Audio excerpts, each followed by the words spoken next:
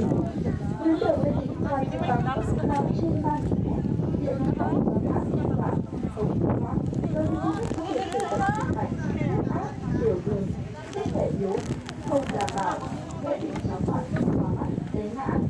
Để đảm bảo an toàn cho quá trình trải nghiệm ưu đi, du khách đi lòng di chuyển rộng, chưa đoạn đường khoảng 30 phút nghỉ một lần, đó là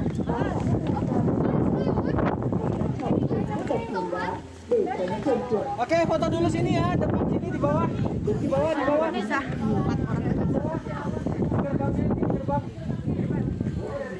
La, basta natugnawan ka po, lamunta ka.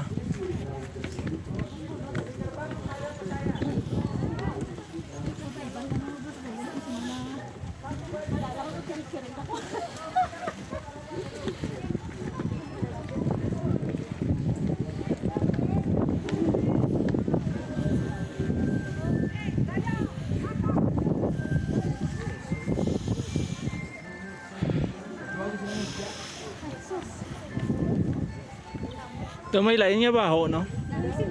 Yung sinsob lang yan, samot.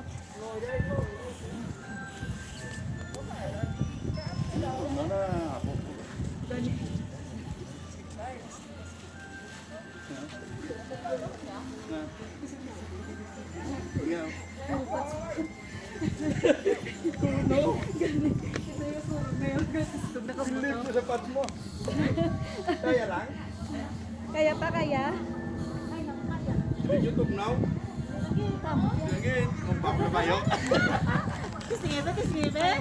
Robi ba yan? Kaya ka? Dede? How far? Kung pili ko ba picture mo ko, babayaw?